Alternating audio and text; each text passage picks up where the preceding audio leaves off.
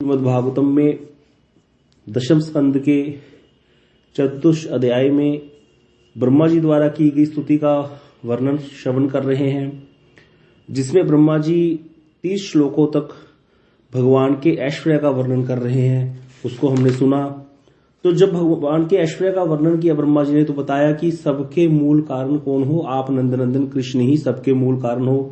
सब अवतारों के मूल आप हो, सब जीवों के मूल, सब कुछ आपके अंदर ही निहित है। इस प्रकार से ब्रह्मा जी ने बड़ी ही प्रकार से भगवान का ऐश्वर्य स्थापित किया, कृष्ण का।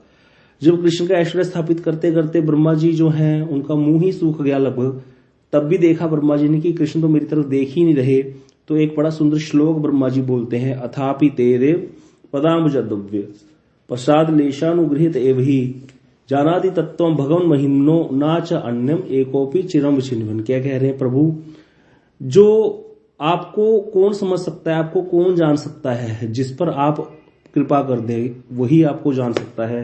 जिन्होंने आपके चरण कमलों की करुणत्व प्राप्त किया है, कण मात्र भी प्राप्त किया है, वही आपके स्वरूप को जान सकते हैं, आपकी महिमा को जान सकते हैं। कोई बहुत देर तक बैठ करके शास्त्र अभ्यास करता रहे, योग करे, ज्ञान का आश्रय ग्रहण करे, वैराग्य धारण करे, किसी भी प्रयत्न से आपको कोई भी नहीं जान सकता। आप इतने महिमाशाली हो, आपको कोई भी जान नहीं सकता। ऐसा ब्रह्मा जी ने बोला। फिर आगे ब्रह्मा जी कहते हैं, अब देखा ब्रह्मा जी ने कि भगवान तो फिर भी जैसे कोई व्यक्ति से गलती हो जाए, प्रधानमंत्री के किसी बच्चे को मार दिया किसी ने, उसको पता नहीं था प्रधानमंत्री का बच्चा है। अब प्रधानमंत्री की बड़ी महिमा गाई उसने, आप देश को चलाने वाले हो, सारे राज्य आपके अंडर हैं, ये है वो है, सब कुछ बोले। प्रधानमंत्री जी ने फिर भी नहीं देखा। फिर उसने सोचा, व्यक्ति ने, मैं कैसे इसको प्रसन्न करूं? तो आप में से कोई बता सकता है वो क्या अभी बात करे जिससे प्रधानमंत्री उसकी तरफ देखेगा?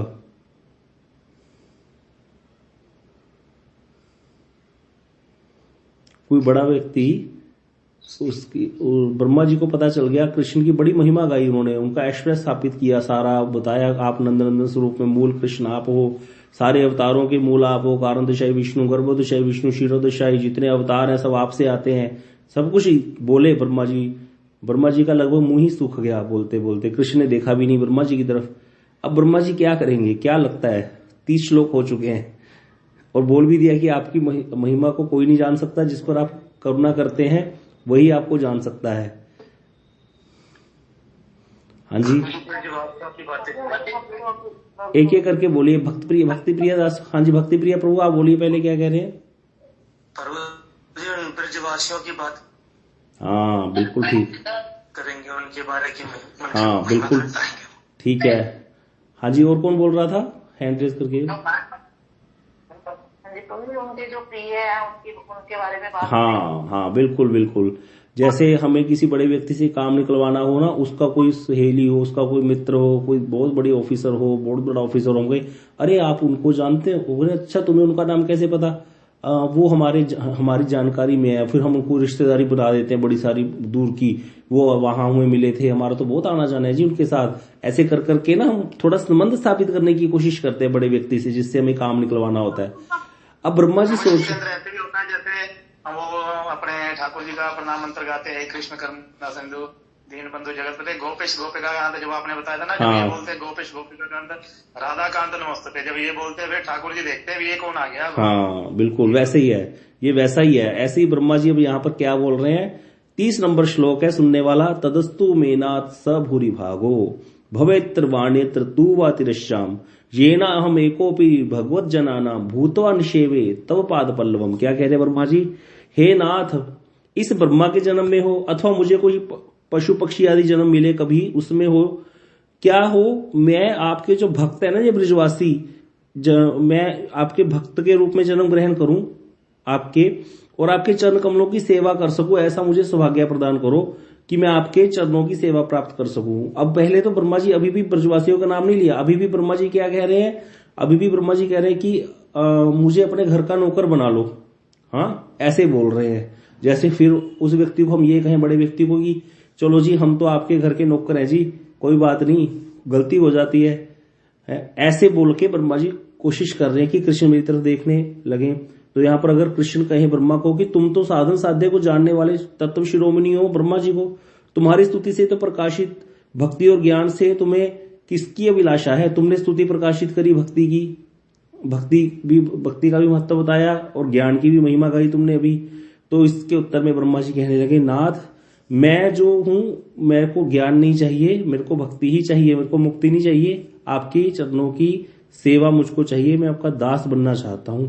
इसीलिए यहां पर कह रहे हैं सबहुरी भागो, मेरा सौभाग्य होगा, तदस्तु मेरा सबहुरी भागो, मेरा ऐसा सौभाग्य होगा कि भवेत्र वाणेत्र तू व तिष्ठम, या तो इस जन्म में ब्रह्मा के जन्म में या अन्यत्र किसी और जन्म में, ये ना अहम मतलब मैं, भगवत जननाम आपके भक्तों में मेरी गिनती हो जाए, आपके चरणों की सेवा करने वालों में, भूतवा निषेवे तब पाद पल्लव, मैं आपके चरणों की सेवा कर सकूं, ऐसा कभी सौभाग्य मुझे प्राप्त हो जाए।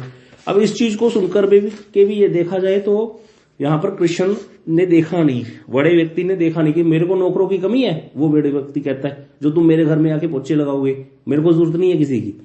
तो फिर ब्रह्मा जी फिर चुप कर गए, सोचने लगे और क्या बोलूं। अब 31 नंबर श्लोक में ब्रह्मा जी क्या बोलते हैं, अहोति धन्या ब्रज गौरमन्य। अब जो आप सब बात कह रहे थे वो वाली बात ब्रह्मा जी ने बोलनी शुरू कर दी कि अब ब्रजवासियों का नाम लेना पड़ेगा, ये इनके बहुत प्रिय हैं, मुझे इनकी महिमा गानी पड़ेगी। कृष्ण की महिमा गाई, बहुत गाई, कुछ फर्क नहीं पड़ा कृष्ण को। अब इनके जो भक्त हैं ना भगवान के, जो निज जन है, भक्त भी नहीं है ब्रजवासी, तो निज जन है भगवान के। भक्त तो भगवान की पूजा अर्चना करते हैं, ब्रजवासी पूजा थोड़ी करते हैं कृष्ण की, वो तो नाम ले लेके बुलाते हैं। तो इसीलिए कहते हैं अहोति धन्या ब्रज गौरमन्य स्तन्यामृतम पीतम अतीवते मुधा, यासा विभो वत्सतरा आत्मजात मना, यह तृप्ते अध्यापी नाचाल मध्वरा। कहते प्रभु मैं ये समझ नहीं पा रहा कि आप इन ब्रजवासियों को कितना प्यार करते हो। आपका एक माता का दूध पी के तृप्ति नहीं हुई, जो आप बछड़े बन गए, गोप बालक बन गए, इतनी गायों का स्तनपान कर रहे हो इस लीला में आप, और इतने गोप बालक बनकर के जितनी मातृस्थानीय गोपियां हैं उनका दुग्धपान कर रहे हो। ये ब्रज की गोपियां, ये गोप, ये ग्वाले, जितनी भी ये गायें हैं, ये धन्य है। अहोति धन्या ब्रज गौरमन्य स्तन्या अमृतम पीतम अतीवते मुदा। क्यों कहा धन्य? बोले धन्य इसीलिए प्रभु जी जब से सृष्टि हुई है, यह तृप्ते अध्यापी, जब से सृष्टि हुई है तब से आज तक बड़े बड़े यज्ञ कर रहे हैं ऋषि लोग बैठ करके, संसार के कल्याण के लिए, संसार के अभ्युदय के लिए बहुत बड़े बड़े यज्ञ कर रहे हैं ऋषि लोग।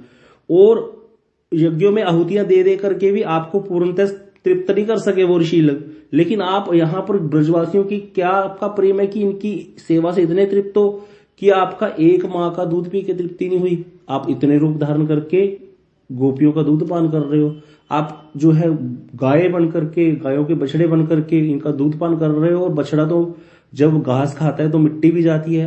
आप ब्रजभूमि से कितना प्यार करते हो कि ये ब्रज की जो रज है उसको चाट रहे हो बछड़े बन करके। तो यहाँ पर कृष्ण जो है वो थोड़ा, कृष्ण का हृदय गल गया अब यहाँ पर थोड़ा।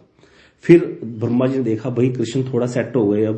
अब अगला श्लोक ब्रह्मा जी ने, और इसके ऊपर का 12, फिर ये श्लोक तो बड़ा ही इंपॉर्टेंट है, 32 नंबर श्लोक। अहो भाग्यम कहते क्या भाग्य है इन ब्रजवासियों का। अहो भाग्यम नंद गोप ब्रजोक्साम, ये नंद बाबा, ये गोप गोपियां, जितने भी ब्रजवासी हैं इनका क्या अहो भाग्य है।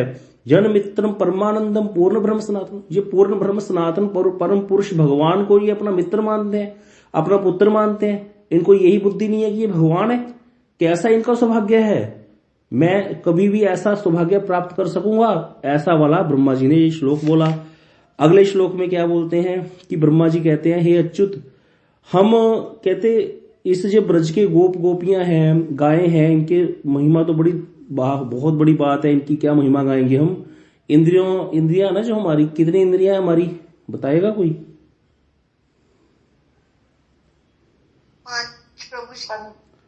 5 कर्म इंद्रियां, 5 ज्ञान इंद्रियां, टोटल 10 और 11वां मन। तो हमेशा याद रखना है, कोई पूछे कितनी इंद्रियां हैं, 5 कर्म इंद्रियां हैं, 5 ज्ञान इंद्रियां हैं और 11वां मन, तो 11 इंद्रियां हैं टोटल। इन इंद्रियों का राजा कौन है? इनमें 5 इंद्रियां, कर्म इंद्रियां, 5 ज्ञान इंद्रियां और एक राजा है, मन राजा है। मन घुमाता है इंद्रियों को। मन कहता है चलो गोलगप्पे खाएंगे, चलो पैर चल पड़ते हैं बाजार की तरफ, ठीक है। तो इस तरह से मन इनका राजा है। मन कहता है कथा ज्वाइन कर लो तो जन कर लेते हैं, मन कहता है छोड़ो सारा दिन कथा ही चलती रहती है तो हम बंद कर देते हैं। तो इंद्रियों का राजा मन है।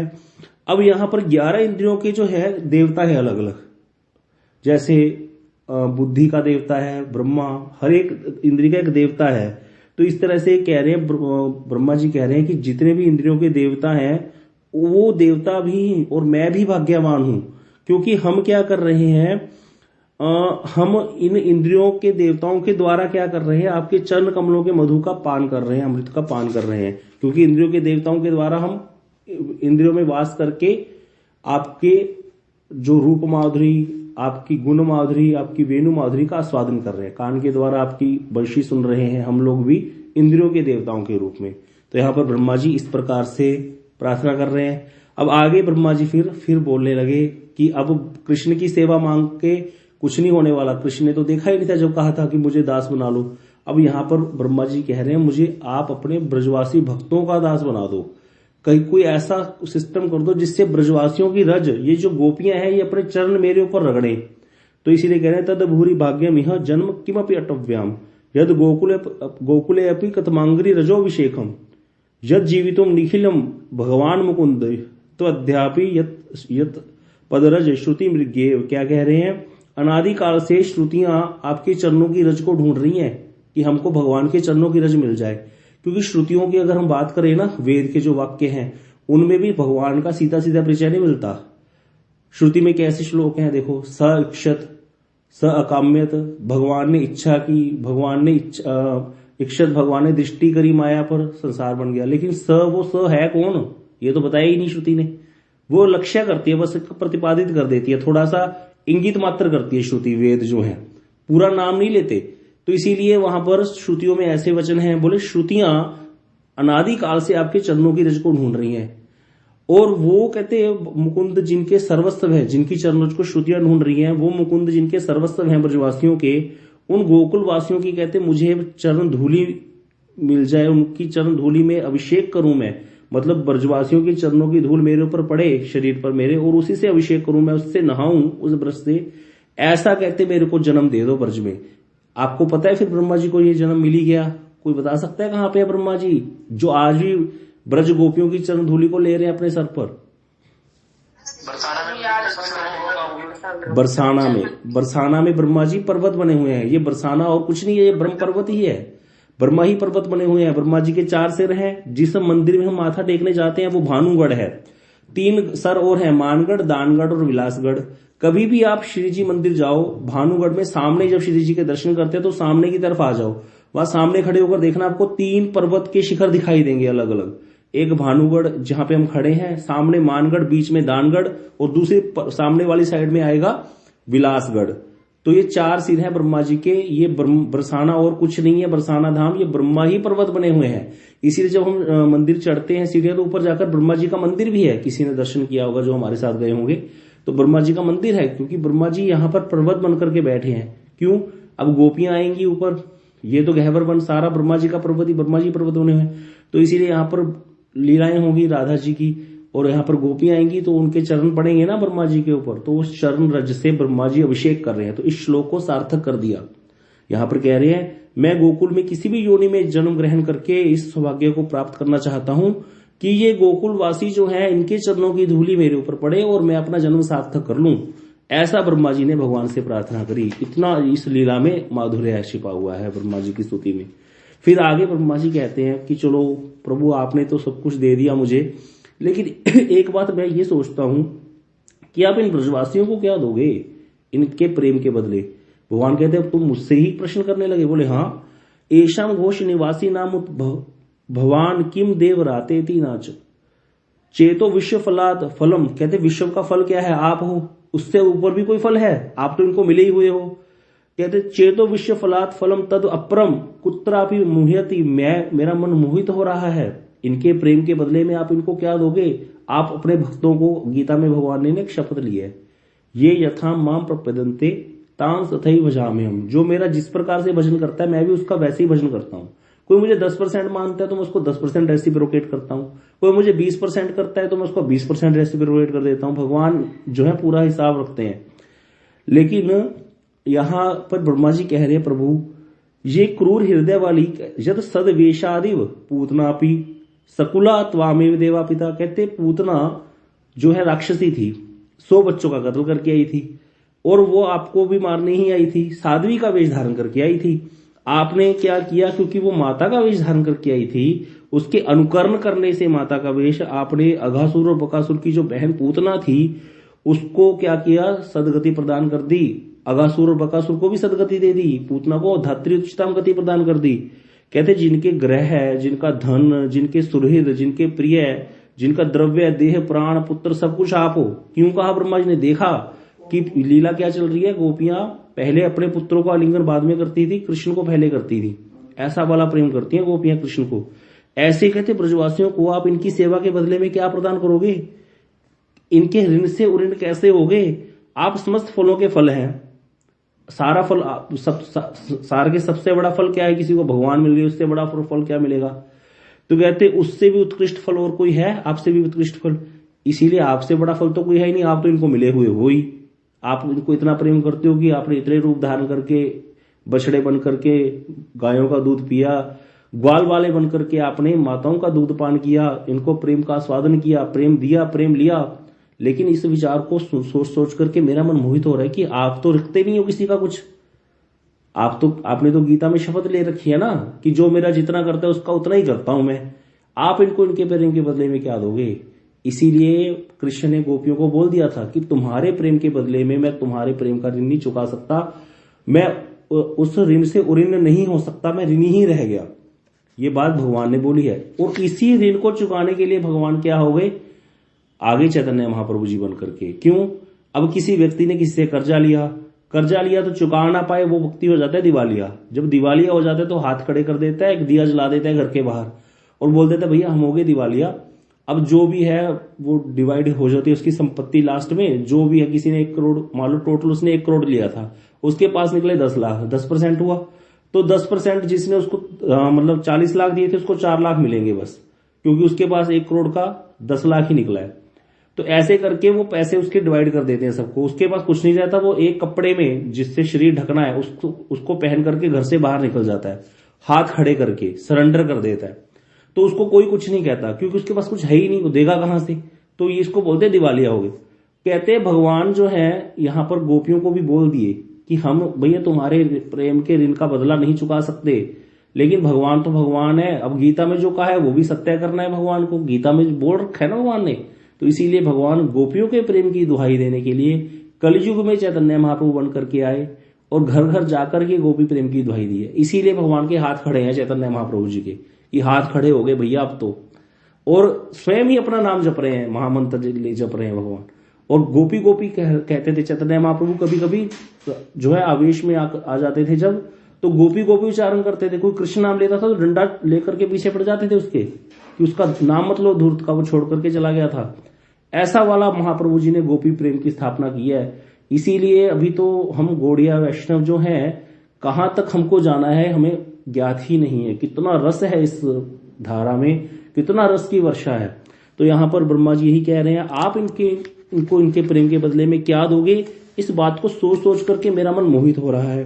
फिर ब्रह्मा जी कहने लगे, अब हम लोग आज सुबह चर्चा कर रहे थे भैया, क्या वो श्लोक आया था विषया निवृतन्ते निराहारस्य देहिना, कि भैया जो व्यक्ति इंद्रियों को दमन कर लेता है कि मैं देखूंगा नहीं रूप की तरफ, मैं खाऊंगा नहीं बढ़िया स्वाद, मैंने नहीं खानी मंचूरियन, मैंने नहीं खानी पाव भाजी, अब मैं बंद कर दिया, मैं तो बस रोटी खाऊंगा है। अब देखने में तो लगता है इसकी विषय निवृत्त तो हो गई भैया, या रोटी भी बंद कर दी उसने, भूखा ही रहने लग गया है। लेकिन अंदर मन ही मन विषयों का चिंतन करता है, क्योंकि ऐसे होता नहीं। लेकिन परम दृष्टा निवर्तते, अगर किसी को वहां का जो देह में आसक्त है उसके तो विषय निवृत्त नहीं होंगे, लेकिन जिसने उससे भी परम वस्तु का दर्शन कर लिया फिर उसका विषय आकर निवृत्त हो जाएगा।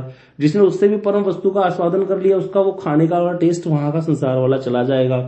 तो इसलिए यहां पर इस श्लोक में ब्रह्मा जी कह रहे हैं वही वाली बात, तावत रागादे स्नेहा तावत कारागृहम गृहम तावत मोहंग्री निगड़ो यावत कृष्ण नाते जना।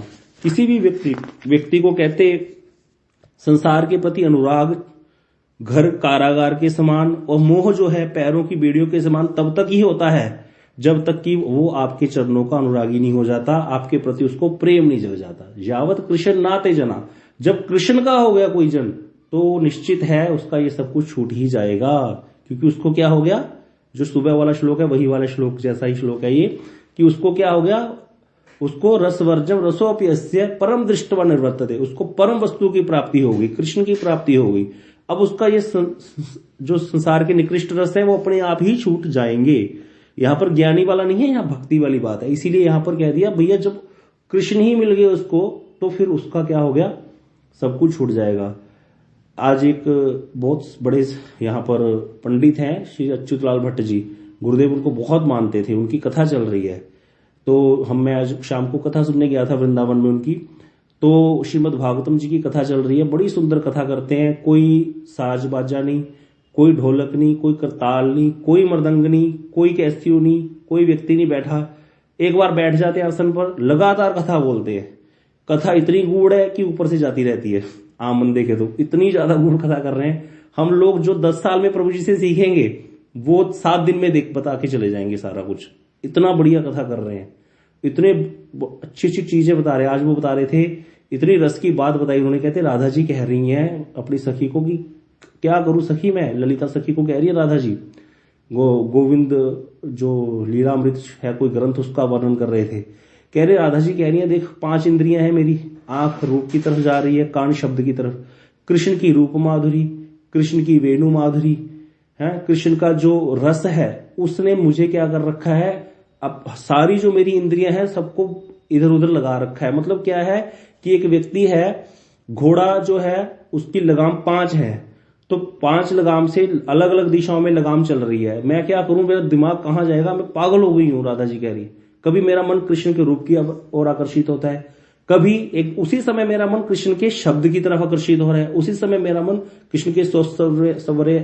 तो ऐसे वो 5 रस हैं कृष्ण के, जो जिन 5 रसों में हम संसार में उलझे हुए हैं, लेकिन वो 5 रस भगवान के जो हैं, कृष्ण के जो हैं, उनमें उलझ जाए जो जीव, तो उसकी कैसी दशा होगी। तो बड़ा ही सुंदर वो वर्णन करते हैं, इतनी सुंदर कथा चल रही है। लेकिन वही बात है, बीच में नींद आ जाती है। वहां बैठे थे, थोड़े से लोग होते हैं, उनकी कथा आम व्यक्ति तो समझ ही नहीं पाता। थोड़े से लोग आते हैं वहां पर कथा सुनने, कोई बताया ना तो कोई नाच गाना, नहीं तो भागवत कथाओं में क्या चलता है, ना कोई नाच गाना, ना कोई साज बाजा, कुछ नहीं, लगातार। और उनकी एज है 80 साल, तब भी वो 4 घंटे लगातार कथा बोलते हैं। तो बड़ी सुंदर कथा चल रही है वृंदावन में। तो आज वो यही वर्णन कर रहे थे, कृष्ण का सौंदर्य, कृष्ण का माधुर्य ऐसा है। कृष्ण जब कृष्ण हृदय में प्रवेश कर जाएंगे तो और कोई चीज की कामना रहेगी नहीं, अपने आप ही सब कामनाएं नष्ट हो जाएंगी। तो आगे ब्रह्मा जी कह रहे हैं, जानंत एव जानंतु, जो कहते हैं कि हम जान गए भगवान को, जानने दो। बहुकत्या नामे प्रभो मनसो वपुषो वाचो वैभवम तब अगोचर, तब गोचर। कहते जो कहते हैं कि हम आपको जान गए, पंडित अभिमानी है जो व्यक्ति, ये मानते हैं कि वो आपकी महिमा को जान गए, तो वो समझते रहे ऐसा, आपकी वाणी का वैभव, आपके मन का वैभव, आपके तन का वैभव गोचर नहीं है, अगोचर है, आपको कोई जान नहीं सकता। तो ये हमने कई बार चर्चा की है, भगवान की वाणी का वैभव क्या है।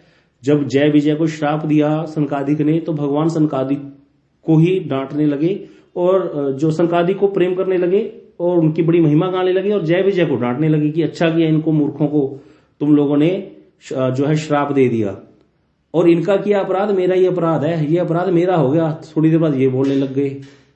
अब सनकादिक सोच रहे हैं, अभी तो ऐसे कह रहे थे, अब ये क्यों कहने लगे कि मेरा अपराध है। जैसे पिता मारे बच्चे को, दादा आके बोले भाई मुझे मार लिया करो, इनको क्यों मारते हो, क्योंकि दादा का बड़ा प्रेम होता है पोतों के साथ।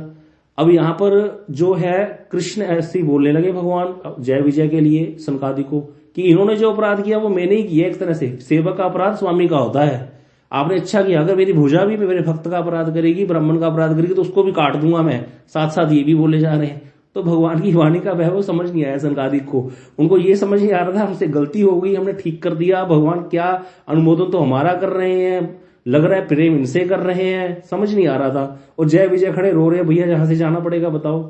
तो आज अच्युतलाल भट्ट जी ने तो बड़ी अच्छी व्याख्या की। कहते क्या हुआ, जब सनकादिक गए कि उधे वैकुंठ, वो तो ज्ञानी है बहुत बड़े, गए कि उधे वैकुंठ, उनको समझ में आ गया था भक्ति के बिना कुछ नहीं होगा।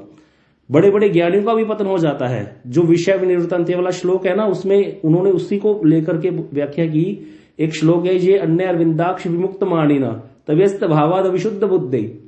कहते जो भगवान को तो मानते नहीं, कृष्ण को तो मानते नहीं, लेकिन ब्रह्म के लिए प्रयत्न करते हैं, ब्रह्म ज्योति में लीन होंगे, मुक्ति के लिए प्रयत्न करते हैं, उनके भाव अविशुद्ध हैं, उनकी बुद्धि जो है अविशुद्ध है, मतलब उनकी बुद्धि शुद्ध नहीं है।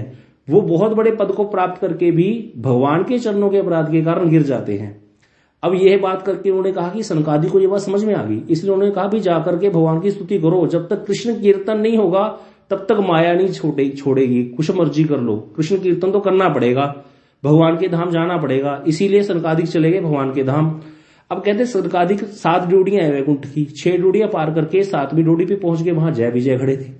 अब अंदर जाने ही वाले थे सनकादिक, क्योंकि 7वीं ड्योढ़ी भी पार करने की मुश्किल है। तो बोल रहे वहां अंदर बैठे लक्ष्मी जी ठाकुर जी के चरण पलट रही थी, थोड़ा चुप कर गई क्यों ठाकुर जी को नींद आने वाली थी।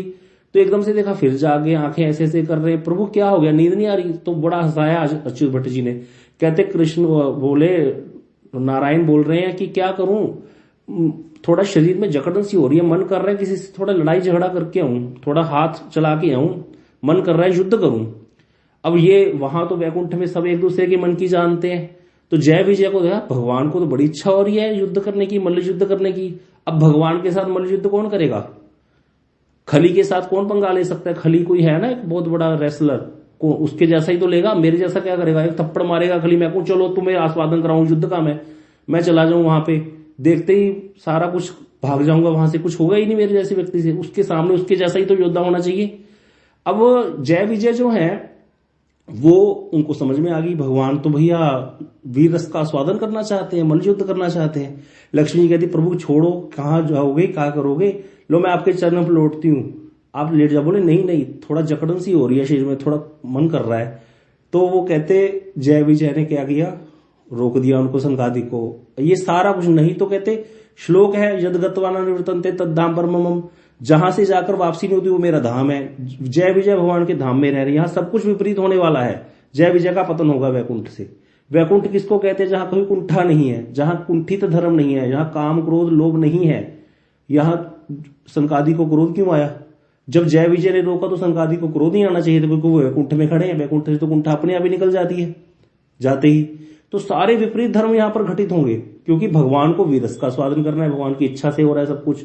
इतनी सुंदर व्याख्या विश्व चक्रवर्ती बाजी ने यही वर्णन किया इसको, जबकि भागवत जी में ऐसा नहीं लिखा।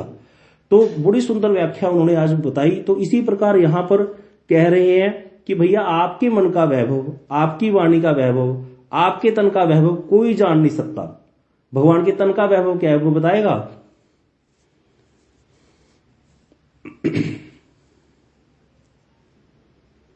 इसी ब्रह्मोह लीला में था,